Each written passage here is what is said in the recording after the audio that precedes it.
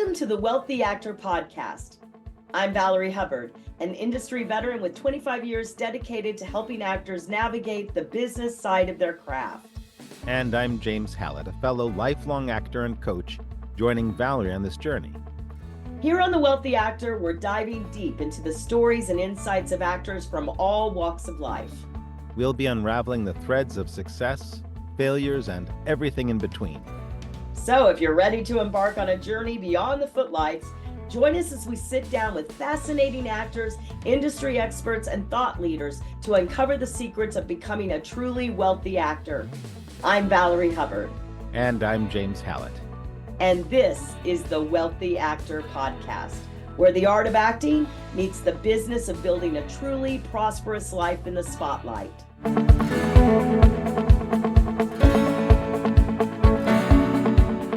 Hi, everyone. Welcome to the Wealthy Actor Podcast. My name is Valerie Hubbard, and I'm joined by my co-host, James Hallett. Hi, everybody. This is an interesting moment. Valerie's traveling. I'm in a closet. And we are super fortunate to be welcoming this amazing guest who Valerie met in the TikTok community. He is Corey Landis. And Corey. Corey, we're going to read your bio. Because it's pretty amazing. You can correct me if I mispronounce any of the names because you've done so much stuff. Corey Landis graduated from the Honors Tutorial Program at the Ohio University School of Theater.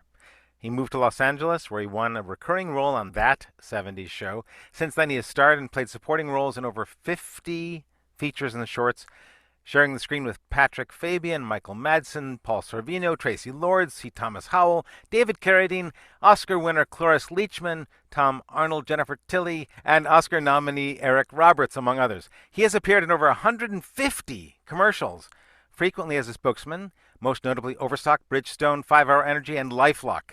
He co-directed the acclaimed feature documentary and subsequent podcast Toy Masters about the creation of the He-Man Toyland. That sounds so awesome. I want to hear about that. He has done a variety of voiceover work, currently appearing as several roles in the animated show Tuttle Twins and as, is it Velt or Welt?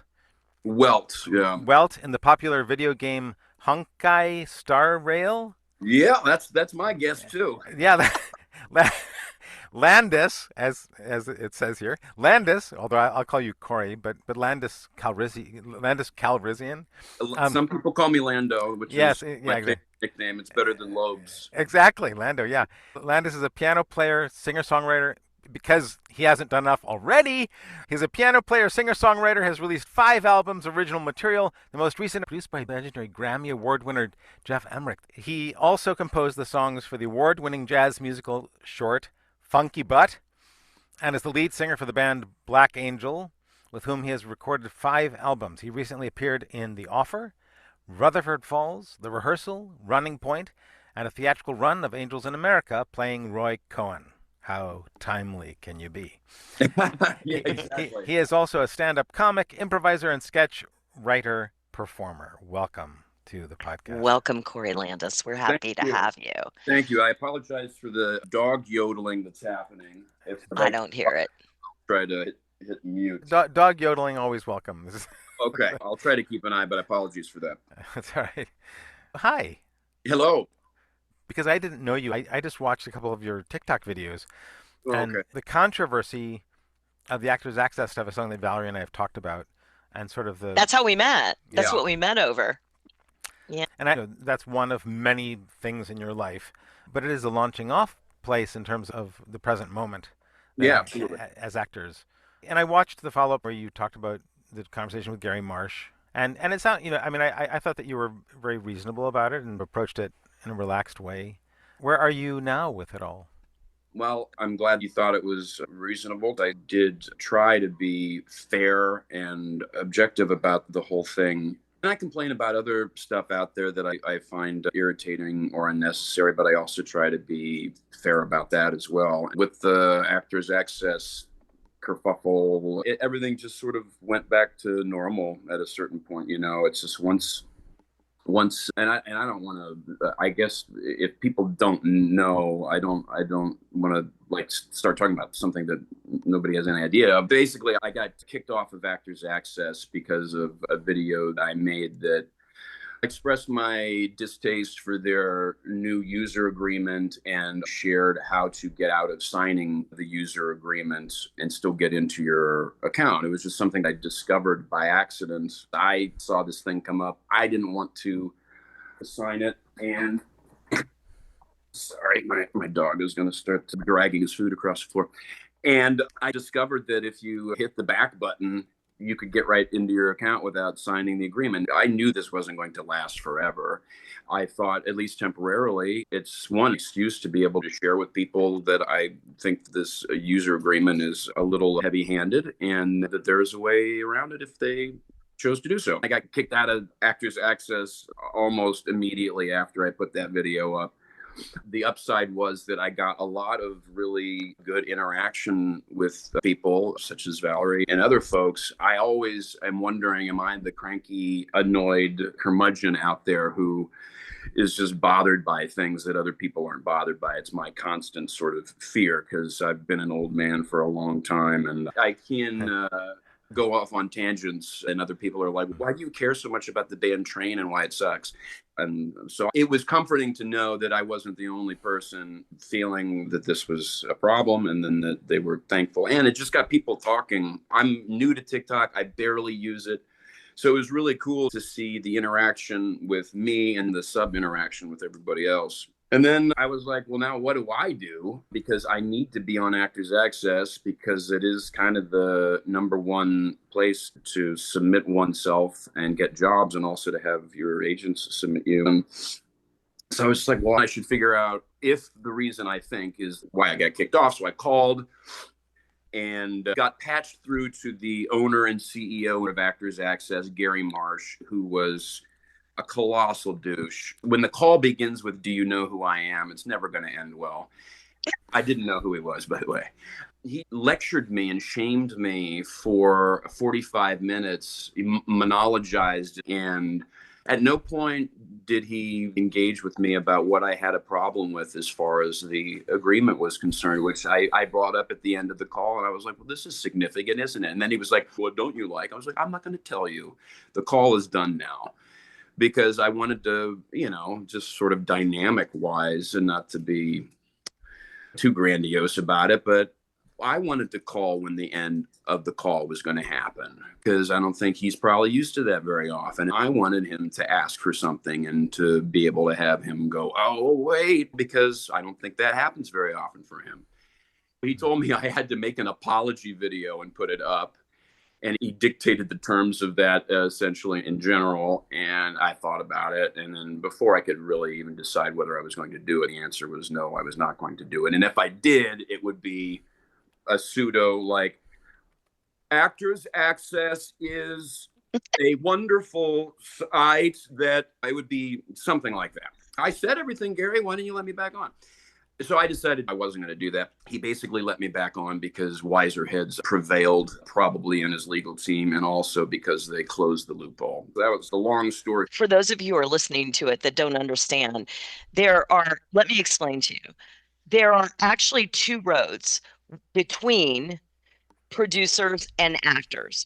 One of them is in America, the United States of America, and the other one is in the rest of the world. Because 3 years ago, a company, I think it's called Talent Link, Starlink, one of those things, bought up Spotlight, casting networks, and other things. They run everything in Europe and everywhere, every country, except for United States of America, which is owned by what I like to call Actors No Access. There are other things where you can submit, like Backstage, casting networks is just for commercials in America, but like Backstage, Frontier, Mandy, the different sites you can submit on. But the site, which is actually the road between producers, hiring, casting, which submit to agents, which get actors, that's Actors Access. So when you kick an actor off that, especially an actor who's been working for a long time and has credits, you're kicking them off the only road that goes between them getting food and the grocery store. I've learned a lot about that since this all happened. And the thing that they all have in common is they keep actors in the dark. That's the thing they all have in common.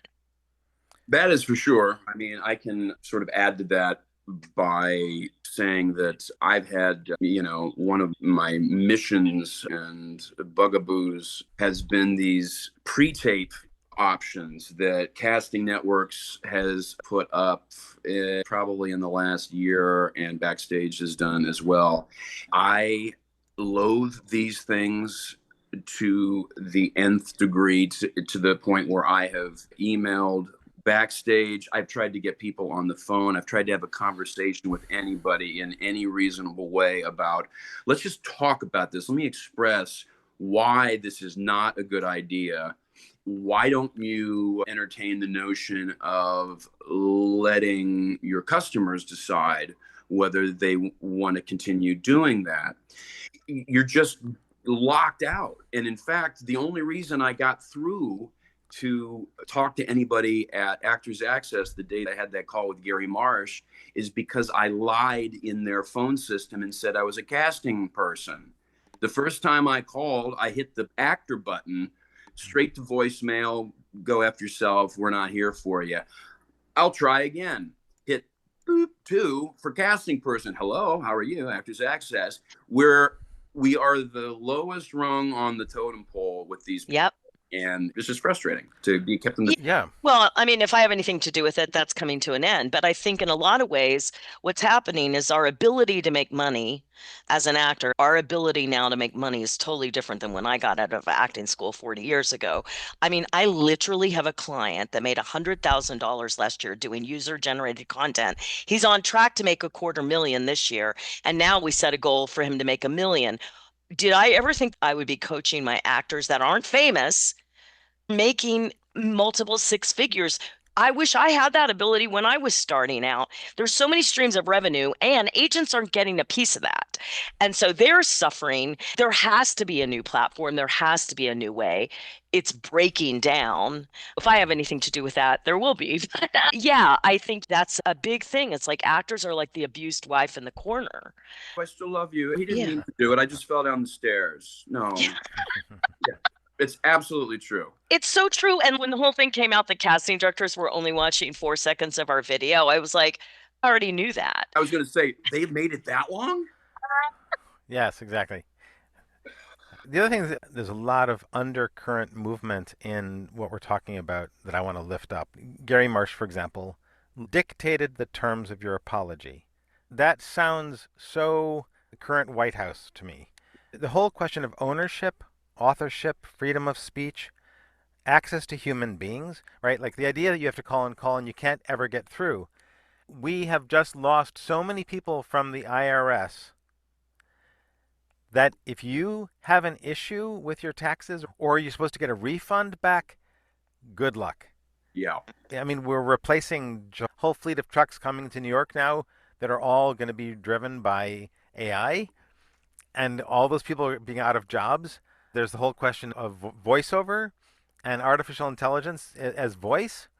Underneath this conversation is this bigger question of the value of human endeavor, human energy, communication, community.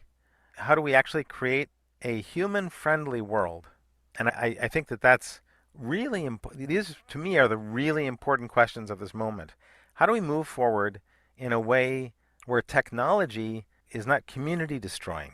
It should be the asset that it is supposed to be. It's like everything is a microcosm of everything else. Your parallel is very apt. It's never an isolated thing. It's one of the things I learned in that documentary that I co-directed. It's just a lesson that I learned there. This was a thing about the toy industry, but it's not about the toy industry. It's about people and money versus creativity. It's not about He-Man. It's about these white guys who went in and are battling over stupid crap, and creative people who made things. To your point, it's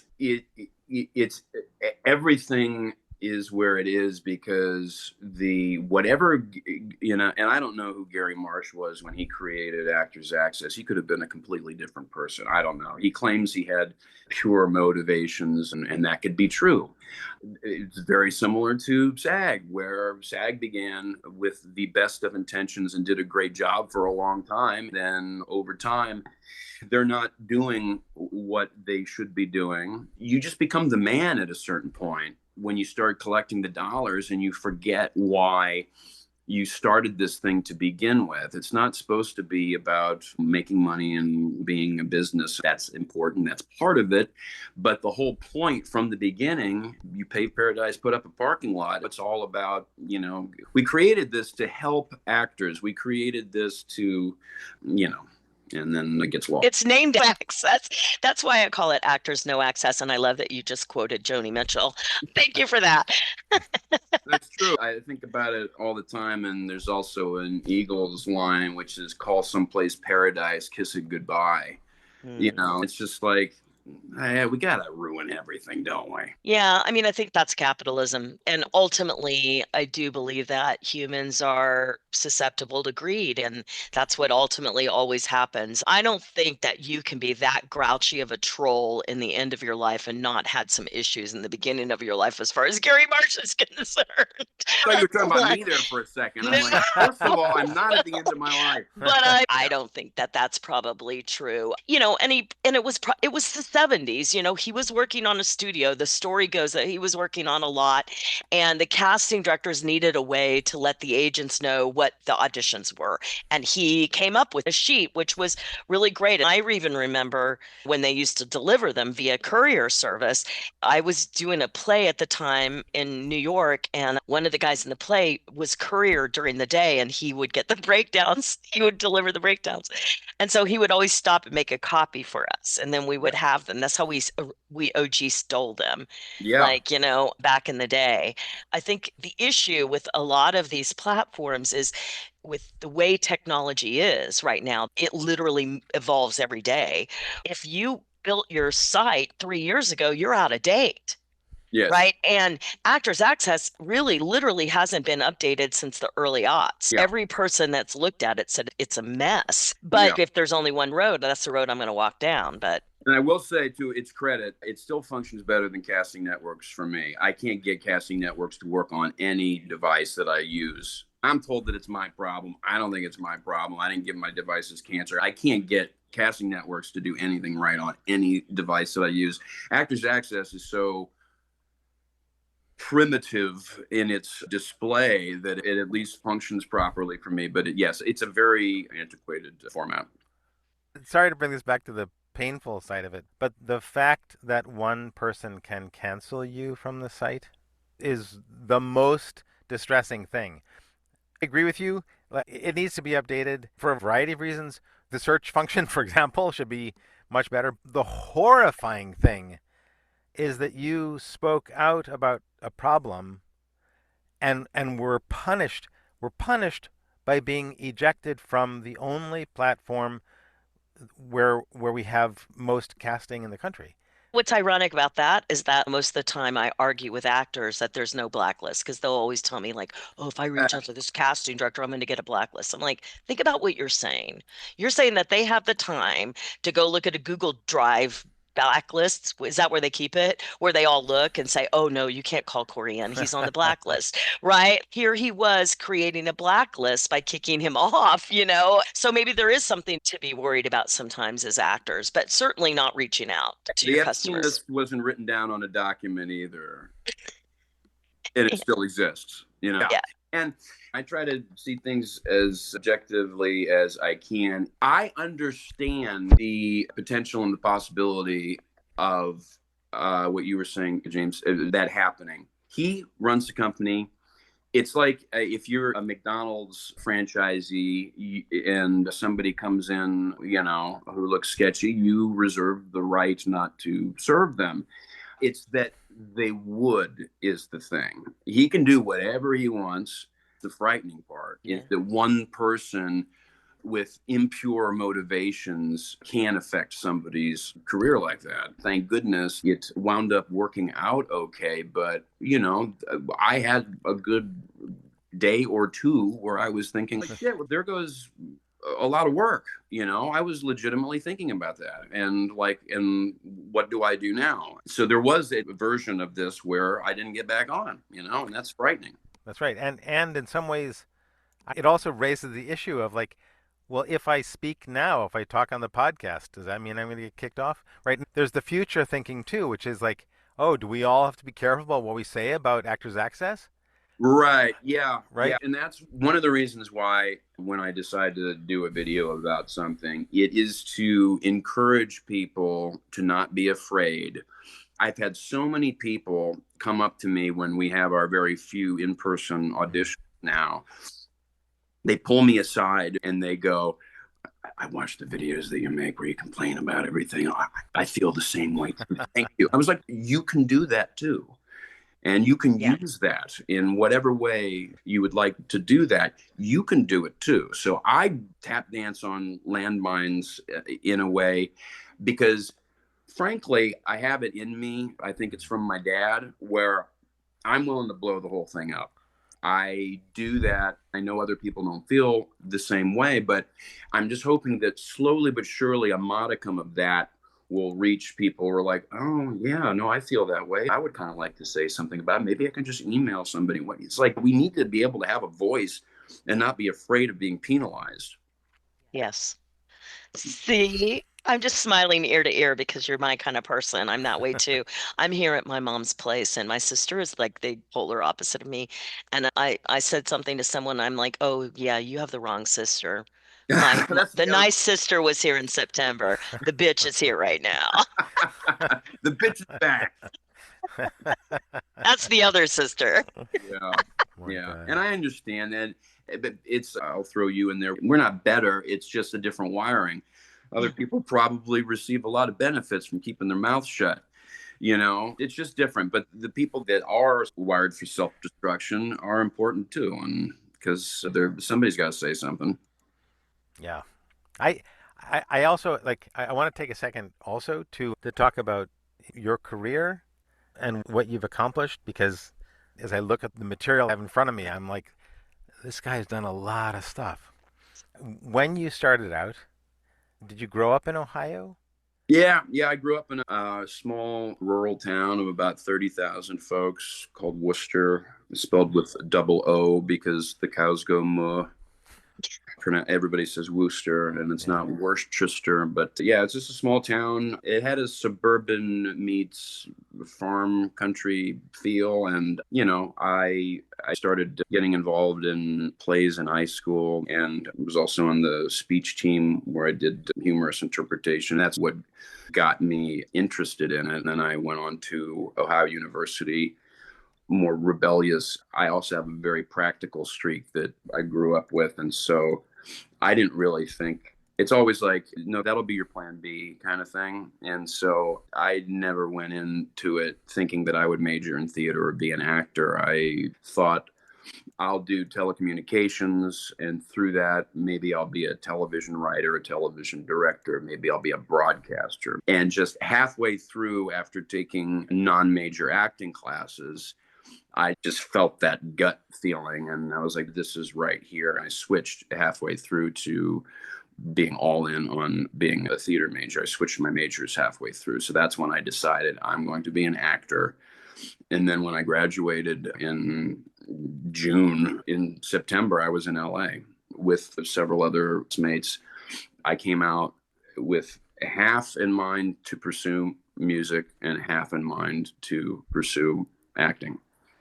Was this Athens, Ohio? Yeah. Do you know Denny Dalen? Yeah, I know Denny Dalen.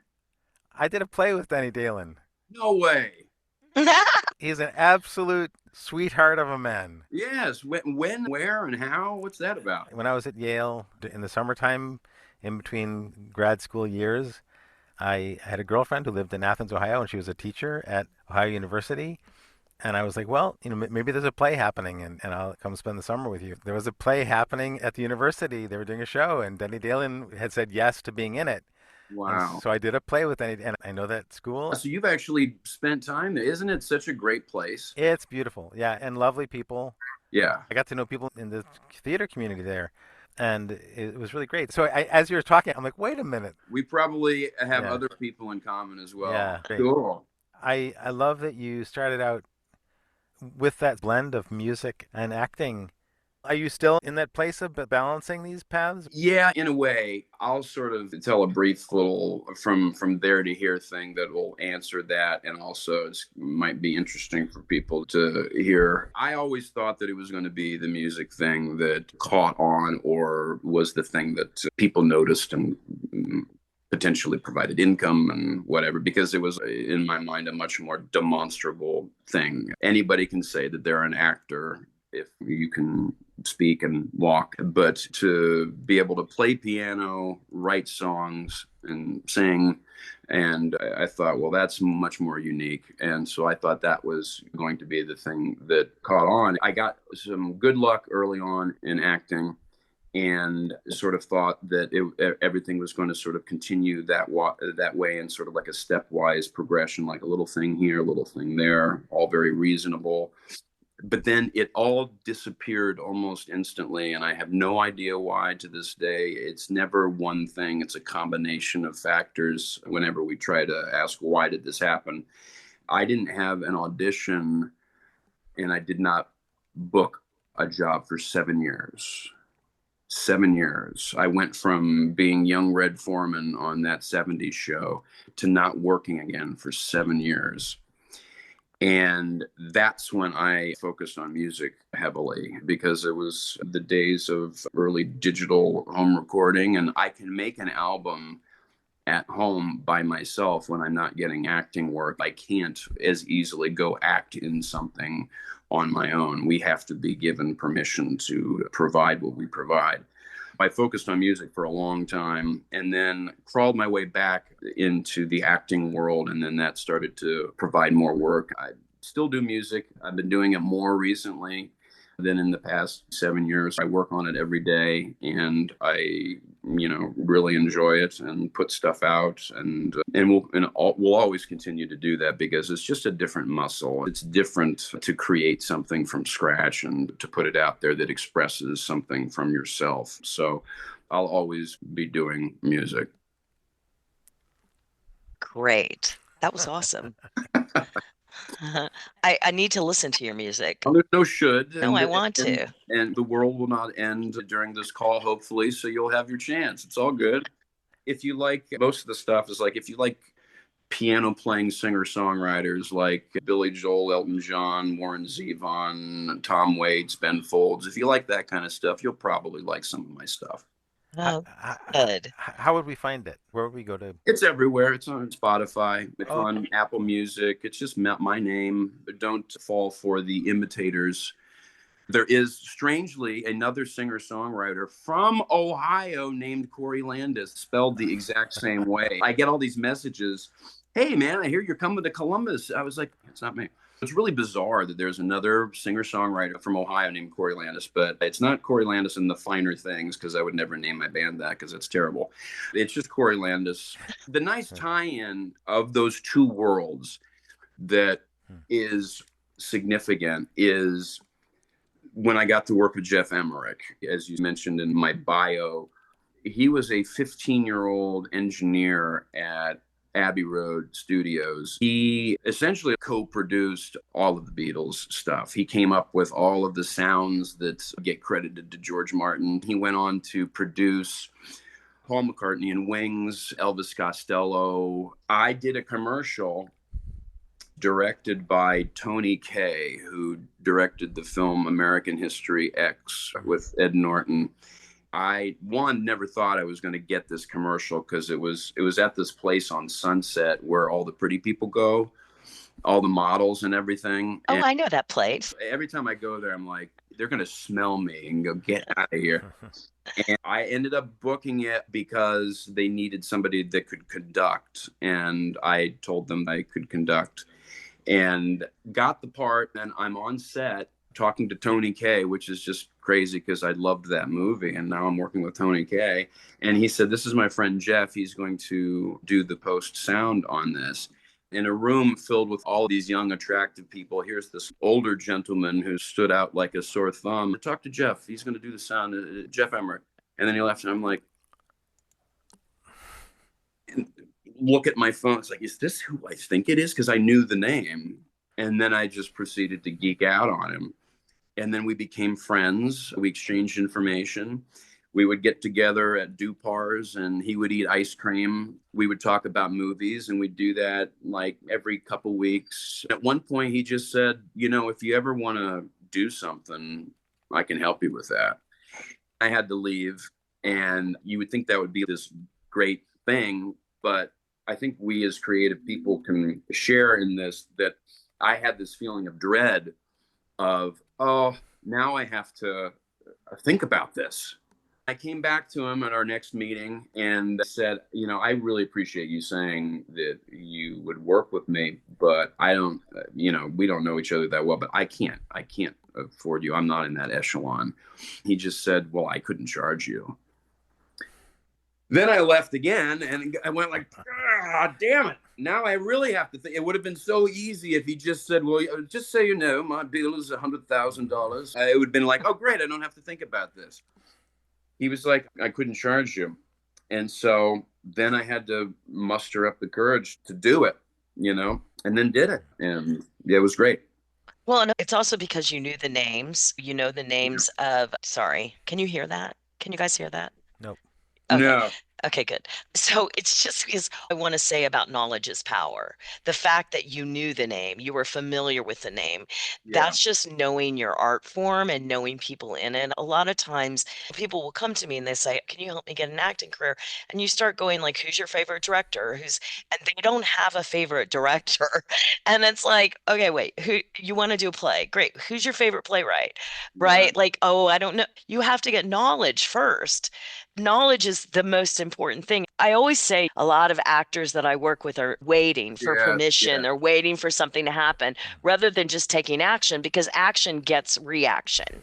Yes, it gets results. My history is riddled with putting myself out there. It doesn't work out that often, but when it does, it does. I made it happen with Jeff Emmerich because I talked to him. I gave him my information. I followed up.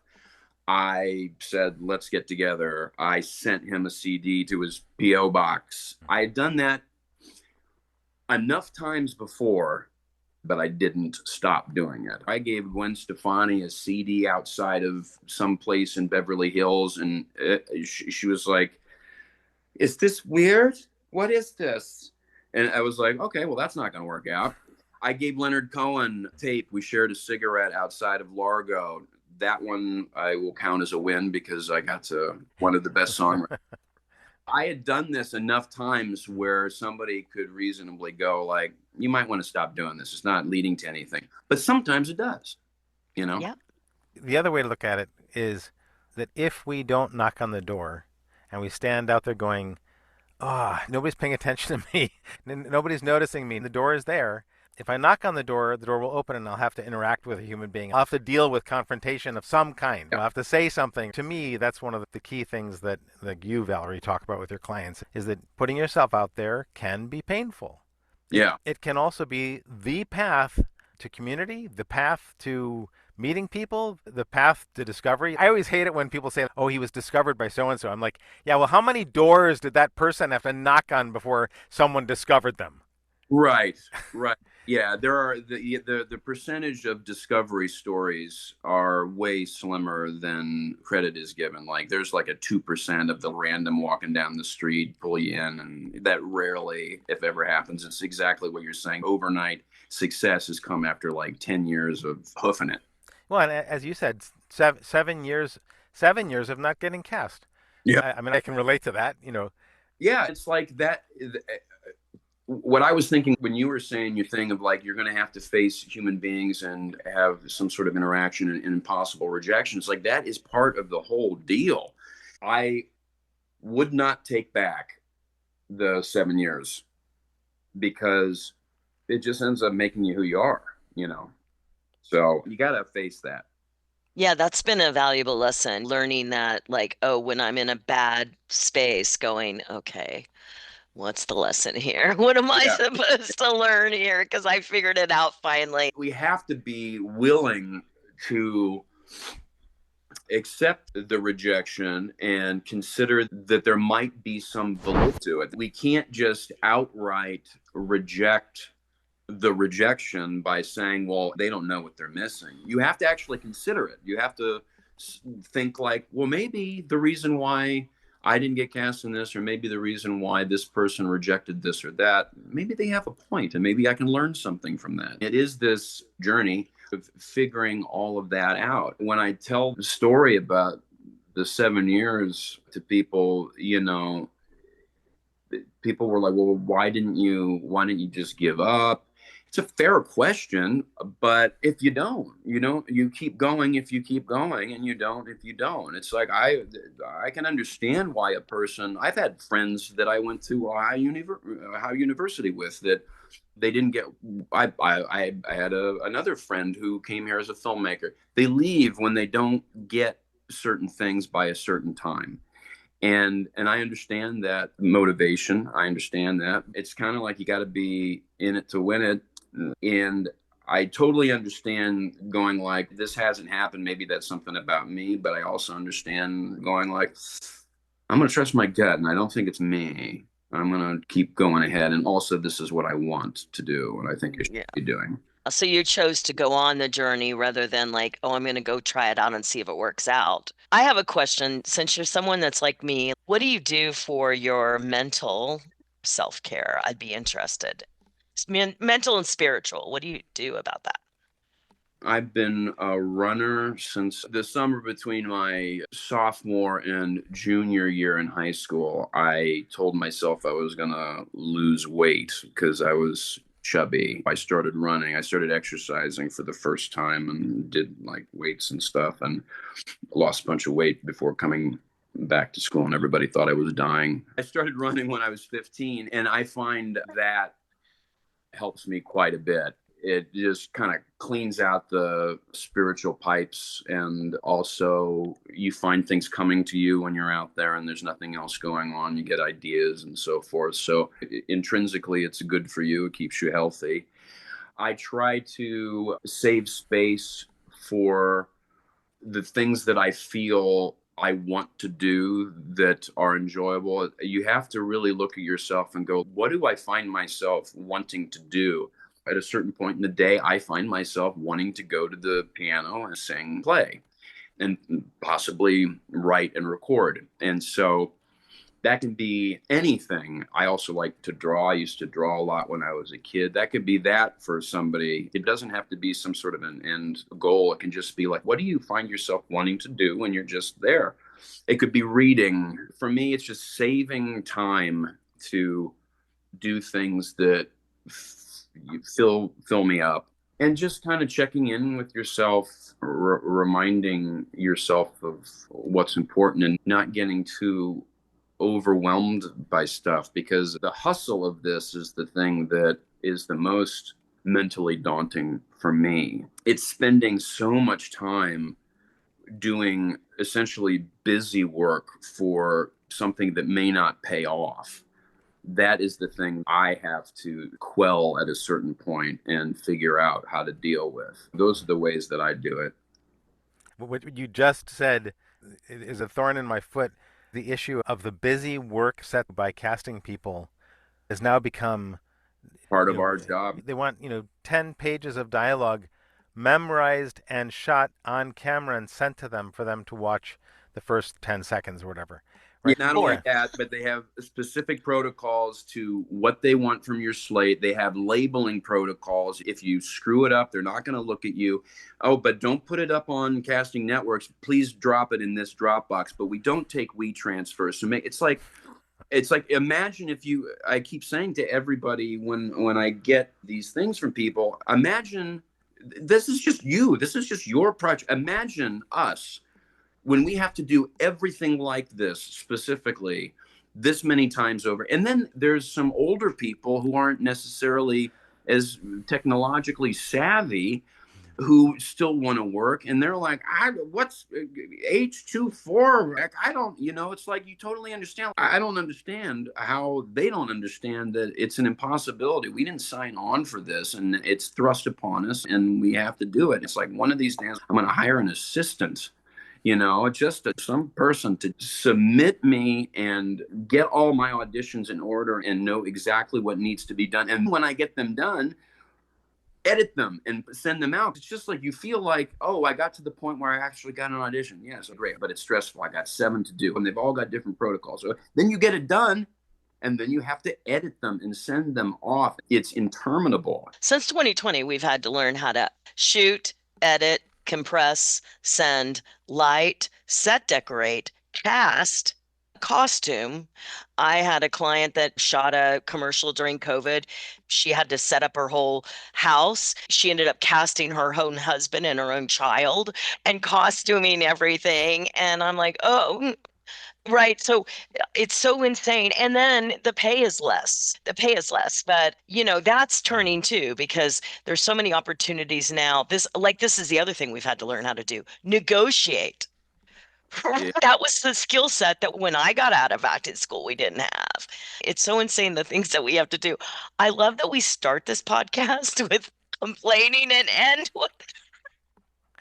There's lots of things to complain about. If you say kvetch, it sounds better, right? Kvetch. We're just kvetching. The one thing I will say, and you can shut me up at any time, but the one thing that is important and potentially good that has come out of what you were just saying is, I do think that we, meaning actors specifically, probably other people in general and creative people, we need to be more savvy with negotiating and know how to do it. I think that's very empowering. If that is thrust upon us, it's not something that we signed on to do. Yes, it's difficult and nebulous, but it is one thing that actors should be way more hands-on and savvy about. Yeah, because then it really teaches you your value. Like, what is your value? What is your day rate? What is your quote? What are you willing to work for? And that's really important. So now business, when someone tells me, oh, I'm going to be an actor, but I'm going to go